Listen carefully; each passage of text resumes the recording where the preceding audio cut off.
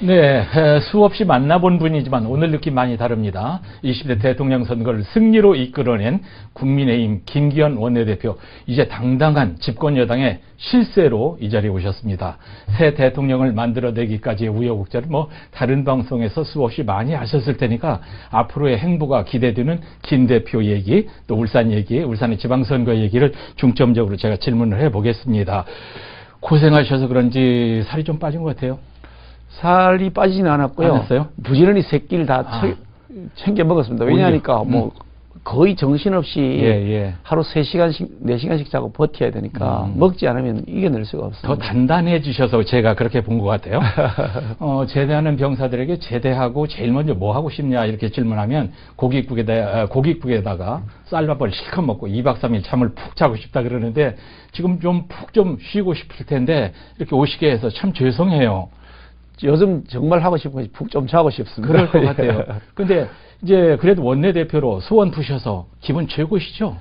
사실 제가 원내대표 맡을 때 우리 당 지지율이 20%에서 이게 오락내리락 3자를 못 따랐으면 30자를 못 넘었었죠. 네. 그 시점에 원내대표를 작년 4월 30일에 맡았고, 그때 제가 약속하기를 지지율 40% 만들겠습니다. 그렇게 약속을 드렸는데, 제가 원내대표 맡으면서 당 지지율 40%를 결국 만들어냈고요. 그 후에 이제 후보를 뽑는 과정에서도 그랬지만 후보가 선출된 후에 여러 가지 당내 현안들에 대해서도 이렇게 잘 마무리를 하면서 중심을 잃지 않고, 당이 중심을 잃지 않고 만드는 어찌 보면 이렇게 방향타 역할이라고 했다 할까요? 선박 같은 키 역할을 한 그런 나름의 보람이 있었고요. 특히 이제 그 5년 만에 87년도에 이제 헌법이 새로 개편되고 나서 87년 체제라고 우리 흔히 합니다만은 그 이후로 10년 단위로 정권이 왔다 갔다 그랬습니다. 한 번 집권하면 10년 하고 그 다음부터 10년 하고 이렇게 왔다 갔다 했는데 이번에는 5년 만에 이게 정권 교체가 이루어졌다. 그 중에서도 압도적 열세, 의원 숫자로 보더라도 180대 100 이런 정도 수준이고요. 또 지방 정부를 보더라도 대구 경북 빼고는 완전히 다 빼앗겨 버렸다가 일부 조금 저희 탈환을 했습니다만 그 보궐선거를 통해서 탈환한 것이고요. 그런 상태였고 지방의회의 경우에도 거의 완전히 독점당해 있는 상태, 저희들이 완전히 열세인 상태에서 선거를 치른 것이기 때문에 엄청나게 어려운 그런 선거였는데 비록 작은 차이긴 하지만 이길 수 있다는 것 자체가 기적이다. 국민들께서 그만큼 우리 그 윤석열 당선인도 그렇지만 우리 국민의힘에 대해서 똑같은 마음으로 정신 차리면 도와줄 텐데 제발 정신 차리라라고 아깝게 아슬아슬하게 그러니까 신성하게 해주셨단 말이죠. 당선은 되었지만 기쁨은 이제 하루 이틀 만에 끝이 났고요. 오늘부터 제가 이제 걱정이 되기 시작합니다. 이게 우리가 지금 승리에 들떠 있을 때가 아니다. 진중하면서 앞으로 우리에게 주어진 5년의 기회를 어떻게 잘 만들어서 국민들에게 보여드릴 것이냐. 국민들이 정말 기대한 것을 충족시켜 드릴 수 있을 것이냐. 그걸 어떻게 할지 새로운 고민이 생기기 시작했습니다. 너무 한꺼번에 말씀을 다 하시는데 울산시장 하실 때 김 대표님은 항상 웃는 얼굴이셨단 말이죠. 근데 야당 대표 하시면서 늘 그 환한 얼굴을 보시는 게 우리가 좀 불편하고 안타까웠는데 이제 다시 환한 모습을 찾으셔서 참 좋습니다. 원래 그런 분이잖아요. 소년 같은 얼굴에 웃는 얼굴. 다시 찾으셨어요. 근데 그 근본적인 생각이 사실은 달라진 건 아닙니다. 환한이나 그 연자 하는 차이입니다. 무슨 말씀이냐면 이게 나라의 미래를 위해서 우리가 뭘 해야 될 것이냐. 아닌 건 아니라 그러고 맞는 건 맞다 그래야 된다라고 하는 큰 틀에서 보면 똑같은 방향인 것이고요. 그래서 지적할 때 아닌 것은 아니라고 지적을 해야 되지 아닌 것도 좋다라고 할 수는 없지 않냐는 거죠. 그래서 환한 것이나 따져보면 연자 하나의 차이지 특별한 다 차이가 있는 건 아니죠. 똑같은 김기현입니다. 지금 모습이 참 좋아요. 그대로 가세요. 이제 공중파 3사 출고조사가 듣도 못한 수치로 나왔고 다른 방송한 곳은 그 반대로 나왔고 참 피가 말랐을 것 같은데 아니 우리 국민들께서 정권 교체를 시켜주시려면 좀 화끈하게 밀어주시지 않고 약 주고 병 주고 이렇게 만들어 놨는데 아슬아슬하게 이거 어떻게 해석해야 됩니까? 사실 저희들은 이제 선거 이 중반 넘어서서 종반을 갈 때는 한 최소한 5%포인트 이기겠다는 생각이었습니다. 나름의 자체조사도 있고, 여러 조사 기관에서 나오는 데이터들에 대한 소문도 들리는 것도 있고, 현장에서 느끼는 분위기들도 굉장히 뜨겁게 지지를 표시해 주셨기 때문에 0.5%포인트는 이기겠다라고 생각했는데요. 막상 뚜껑을 열어보니까 방송 3사가 이게 뭐 0.6%포인트 정도, 예. 1%도 안 되는 예. 순간 당황하면서도 일단 이겼으니까 반갑긴 해서 와 그랬는데 예. 이어지는 그 케이블 종편 방송에서 1% 정도 진다고 나온 바람에 그러게요. 갑자기 그냥 막 싸늘해졌거든요. 이거 큰일 났다. 웅성웅성 그랬었는데 저희들이 이제 사전투표가 이렇게 진행이 되는 과정을 쭉 지켜봤습니다. 그러니까 일단 저희들이 사전투표를 먼저 하자고 이게 선거관리위원회하고 서로 합의를 받았기 때문에 그래서 사전투표를 개함해서 차이가 0.6% 6%포인트 정도의 차이가 줄어들기 시작하더라고요, 위로요. 그래서 우리가 이 차이가 줄어들고 우리 지지율이 조금씩 회복되는 모습을 보이면서 이길 수 있겠구나 생각이 들었습니다. 왜냐하니까 출구조사에서 약 8%포인트 저희들이 이긴다고 나왔기 때문에 그러면 6% 졌으면 이기겠다 생각했는데 역시 조금씩 올라가더라고요. 그래서 휴, 그래 쉬었습니다. 그러니까 이걸 어떻게 해석해야 돼요? 그런 것 같아요. 국민들이 사실은 이제 이게 뭐 새로운 변화, 그러니까 이게 저희들은 정권 교체라는 용어로 표현했습니다만 좀 더 이제 적나라한 표현을 하면 이 오만하고 이 뭐 내로남불, 뭐 그냥 위선, 무능, 뭐 그냥 독선 이런 형태로 그동안 이 문재인 정권 5년이 진행되어 왔던 것에 대해서 국민이 주권자지 권력자가 주권자가 아니다라는 것을 보여주시겠다는 심판의 여지, 이 정권에 대한 심판, 정권 교체라는 표현을 제가 썼습니다만 이 정권 교체라고 하는 큰 틀의 그 흐름하고 정권 유지라는 큰 흐름이 이렇게 맞닥뜨려 싸워졌는데 나중에 투표하고 난 다음에 무슨 이유로 투표했냐 이렇게 보니까 그것도 그거지만 이게 상대 후보가 마음에 안 들어서 이런 것도 꽤 많더라고요. 한편으로는 또 우리 당선에 대해서는 그 새로운 정권 교체에 대한 열망 때문에 당신을 지지했다. 후보에 대한 지지도 물론 녹아 있습니다만 그런 걸 보면 신성한 것은 어찌 보면 굉장히 우리에게는 큰 이게 경고다. 조금만 잘못하면 바로 무너질 수 있다. 그래서 제가 아까 말씀드린 것처럼 하루 이틀 기뻤는데 며칠 지나고 나니까 이거 보통 문제가 아니네. 지금부터 진중해져야 되겠다. 그러게요. 어떻게 국민들의 지지를 계속해서 키워나갈 수 있을까. 그게 지금 숙제여서 저부터 뭘 해야 될까 지금 걱정을 하고 있습니다. 그래서요. 이제 인사, 뭐 법안, 예산 지금 말씀하신 협치 없이는 헛바퀴 돌지도 모르는데 흔히 사람들은 뭐 다 내려놔라, 초심으로 돌아가라, 협치해라. 그러면 이게 쉬운 게 아니잖아요. 실세이신 원내대표님의 협치는 어떻게 어디까지 하는 게 협치라고 생각하세요? 지금 전체적으로 보면 정치권의 지각 변동이 저는 있을 거라고 봅니다. 우선 당장 이제 이번 지방선거가 곧 다가오는데요. 저희들 6월 1일에 있는 지방선거에서 저희들은 꼭 이겨야 되겠다. 전국적으로 우리가 압승을 해야겠다는 생각을 가지고 있습니다. 저희들 그 상대로 만약에 압승을 하게 되면 정치권에 커다란 지각 변동이 날 것이다. 왜냐하니까 바로 이어지는 이제 국회의원 선거가 있게 되는데 지방선거에서 저희들이 압승하고 대통령 선거에서 이겼다. 그러면 다음 총선을 대비하는 그 국회의원들 입장에서 보면 민심이 어디로 지금 흐르고 있다는 걸 피부로 지금 와닿게 느끼지 않습니까? 그렇다 그러면 민주당 내부에서도 지금 그 이재명 후보를 지지하는 그룹도 있지만 또 이낙연 후보를 지지했던 그룹들도 남아 있고 또 다른 제3지대도 있단 말이죠. 저희들은 그 그룹이 지금처럼 이재명 후보를 뭐 일방적으로 이렇게 지지하고 하기 어려울 것이라고 봅니다. 왜냐하니까 이재명 후보가 그동안 선거 과정에서 노출했던 많은 여러 가지 비리 의혹들 그것이 그냥 덮고 넘어갈 수 있을 수준이 아니라고 저는 판단하고 있기 때문에 이 수사가 되어 있고 고발도 되어 있으니까 그런 측면에서 보면 좀 더 합리적인 민주당의 모습을 단장하고 나올 분들이 계시다고 보고요. 그게 또 저는 바람직하다고 생각합니다. 여야의 협치 관계가 대립적 관계가 아니라 때로는 협력하고 때로는 대립하고 이런 구도로 갈 것이라고 보기 때문에 너무 그렇게 걱정하지는 않습니다. 이제 당장 울산 얘기를 좀 해보겠는데 부의식 해상풍력 또 울산공항 문제 두 후보의 생각이 많이 달랐단 말이에요. 윤 단성자가 엉터리라고까지 했는데 과연 이거 어떻게 할 것인가 시민들이 좀 제일 관심 있어 하거든요. 김 대표님의 생각이 대통령 생각과 다르지 않을 것 같은데 이건 어떻게 될 것 같습니까? 사실 무슨 공항 말씀을 드리면 지금 우리가 가지고 있는 울산공항이 규모가 너무 활주로가 짧습니다. 그래서 중형기조차도 지금 함부로 이착용하기가 쉽지 않아서 일본 갔다 왔다는 비행기도 지금 이착용하기 굉장히 어렵습니다. 네. 그래서 이 공항의 활주를 키워야 되는데 예. 이게 양쪽에 다 막혀 있습니다. 북쪽은 동청강에 막혀 있고 남쪽은 주거지대에 막혀 있고요. 그래서 이 활주를 키우기 위해서는 부득이 이전해야 되겠다는 생각을 하고 있고요. 예.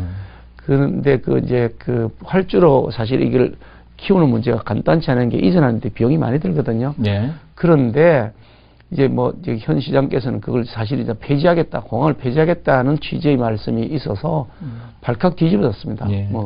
그때 이게 저희들 당에서도 그렇고 저도 그랬습니다만 그건 적극적으로 반대하는 입장을 가졌고요. 우리 울산이 기업 도시인데 예. 각종 인적 사람의 교류도 필요하지만 동시에 물류의 이게 수송 공항도 필요한 것인데 예, 예. 공항을 오히려 만들어야 있는 걸 왜 없애느냐. 예, 울릉도에도 공항을 짓는데 지금 흑산도에도 공항 짓겠다는 겁니다. 그러니까 그래서 공항은 울산의 미래를 위한 필수적인 그런 인프라다고 생각합니다. 그래서 좀 기왕에 논의가 나왔으니 좀 이전을 해서 좀 더 큰 규모로 적어도 중형기 이게 동남아 정도, 일본 정도 왔다 갔다 할 수 있는 정도의 비행기는 뜨고 내려야 되지 않겠냐 생각을 하고요.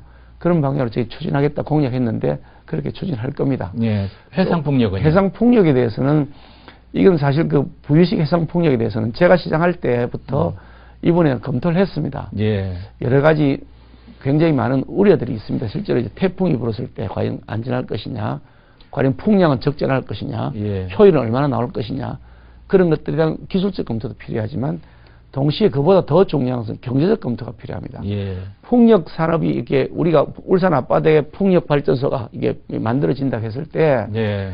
이 풍력 발전기가 만들어졌다고 해서 울산에 뭐가 어떻게 될까? 전기가 만들어지면 각종 송배전 선로 이런 것들을 만드는 것 때문에 많은 업권 지장도 받지만, 네. 보기에도 좀 혐오스럽겠죠.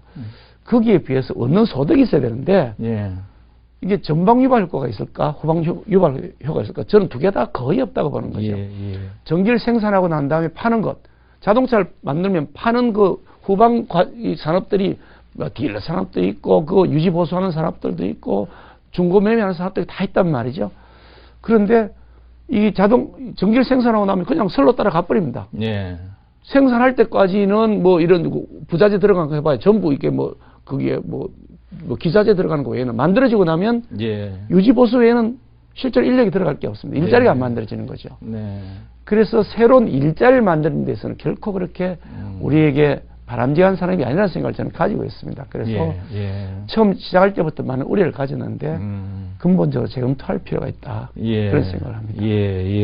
자, 그리고 이제 다른 공약들은 두 후보가 비슷했기 때문에 공약했던 사항들은 이제 잘 지켜지리라고 믿고요. 또 대표님이 계시니까 우리가 믿어도 되죠. 순풍에 돛한 듯 할 것으로. 공약 사업들 당연히 진행할 건데요. 저희들이 그중에서 이제 상급종합병원 만든다든지 유니스트에 의과학원 설립하겠다 이런 것들은 저희들 사실 독자적인 공약인데 유니스트라는 학교를 잘 활용하면 바이오메디칼 산업을 만들 수 있다. 지금 게놈 산업을 유니스트를 중심으로 지금 하고 있는 게 우리나라에서는 가장 앞서 있습니다. 그와 같이 이제 이 건강, 헬스케어, 이게 좀 더 장수명 또 거기다가 건강, 각종 희귀질병 사전 예방, 진단 이런 것들 이게 엄청나게 큰 일자리고 부가가치가 있는 거죠. 그런 것들을 키우기 위해서 유니스트를 좀 더 활용할 수 있는 의과학을 만들겠다. 굉장히 의미가 있는 사업이거든요. 이런 것들은 저희들이 중점적으로 추진해 나가려고 합니다. 알겠습니다. 자, 이제 또 하나 울산 시민들은 이제 김기현 총리였으면 좋겠다. 그런 바람이 있는데, 정치인의 원론적인 답변 말고 이제 울산 사람들끼리니까 좀 솔직히 말씀해 주셨으면 좋겠는데, 언양회동도 성사시키셨고, 사선이셨고, 또 대통령의 법대 선배이시고, 입각은 무조건 될 것 같은데, 법무부 장관 아니면 당대표 많은 소리 나오고 있더라고요. 아까 좀 전에 원론적인 얘기 말고요. 좀 전에 말씀드렸습니다만은 이제 지금 통합, 협치 이런 모습으로 가야 되는데 자리에 가지고 농공 행사하는 모습 제가 조금 전에도 말씀드렸지만 좀 더 이제 진중해져야겠다는 생각을 하는 것이 이런 국민들에게 농공 행사하는 모습으로 비치는 것은 결코 바람직하지 않다. 예. 겨우 아슬아슬하게 이겨놔놓고 벌써 자리 다툼하느냐. 예. 그렇게 얘기 나오는 순간 네. 정권에 대한 신뢰가 벌써 이게 깎아먹기 시작한다. 저는 그런 생각을 해서 예. 그 점에 대해서는 뭐 백의종군할 생각이 있고요. 예. 국무총리 뭐 장관 이렇게 말씀하시던데 울산을 위해서 생각해 보시면 국무총리하고 법무부 장관 한다. 뭐 무슨 장관 한다는 게 그게 별로 도움이 안 됩니다. 네. 가령 무슨 장관을 했다 그랬을 때 뭐 법무부 장관 좀 전에 말씀하시는데 법무부 장관에서 울산 발전을 위해서 할 수 있는 게 뭐가 있을까? 그런 거지 않습니까? 오히려 정치권에 남아서 제가 역할을 하는 것이 울산 발전에 훨씬 도움이 되죠. 대선으로 가는 교도부. 그런 면에서 보더라도 정치인으로서의 역량을 키워야 되겠죠. 그렇습니까? 예, 이미 광역시장의 행정 경험을, 종합행정 경험을 4년 쌓은 입장에서 예. 그것도 4선 국회의원의 선출직 원내대표까지 한 입장에서 예. 그건 무슨 임명직 자리를 뭐 이렇게 탐한다거나 이런 모습은 그 큰 정치인의 모습이 아니라고 알겠습니다. 보고요. 알겠습니다. 큰 정치를 도모하려 그러면 예. 뭐 좀 더 큰 틀로 나가야 되는 거 아닌가. 뭐 YS 네. 같은 분이 장관하시지 않으셨고요. 김대중 예. 같은 분도 장관하지 않으셨고요. 이명박 대통령도 장관하지 않으셨습니다. 예. 지금 뭐 문재인 대통령도 장관 안 하셨고요. 지금 윤석열 대통령 당선인 장관 안 하셨습니다. 그래서 장관 하느냐 안 하느냐는 그렇게 중요한 문제는 아니라요. 알겠습니다. 예, 예. 이런 질문 또 안 할 수가 없어서 그랬고요. 이제 지방선거의 시간인데 국민의힘이 절대 우세한 상황이 됐는데 시장 예비후보가 지금 넘쳐나고 있단 말입니다. 공천은 따놓은당상이라고 주장을 많이들 하던데 자, 이 상황도 원론적인 답변 말고 대표님의 생각 조금만 얘기해 주세요. 이 광역시장의 경우에는 이제 중앙당에서 공천을 진행하기 때문에 중앙당에서 공천 방침이 아직 정해지지 않은 시점에 예. 왈가왈부하기 조금 이런 시기긴 합니다만 예. 저희가 가지고 있는 생각은 그렇습니다. 어떤 분들이 그러시더라고요. 저보고 울산시장 다시 하시라고 예, 많은 분들이 예. 그런 말씀을 하세요. 이유는 4년 전에 그런 그런 아픔을 이제 서려게 되는 거 아니냐 이렇게 말씀하시는데 시장 자리가 서려가는 자리가 아니고요. 내 개인적으로 서려가고 이런 자리가 아니고 시민들이 필요한 지도자를 세우는 과정인 것이지. 예. 그러니까 울산 시의 발전과 시민들의 그 행복을 위해서는 나보다 더 뛰어난 사람이 있으면 내가 밀어주는 것이 내 역할이지 내가 무슨 개인적인 그런 뭐 서력 이런 차원을 할 일이 아니다. 저는 그렇게 단호하게 말씀을 드리는 것인데 예. 마찬가지 예. 말씀입니다. 예. 울산시를 위해서 제대로 일할 수 있으려면 좀 이 변화와 혁신, 뭐 개혁 이런 모습에 어우러지는 모습이 되어야 되지 않을까. 네. 그것이 시민들이 바라는 우리 윤석열 정부, 국민의힘에 대한 기대가 아닐까. 네. 그런 생각을 합니다. 아마도 생각이 많은 분이시기 때문에 생각하고 계신 분이 있지만 지금 이제 말씀하실 수는 없을 것 같고요.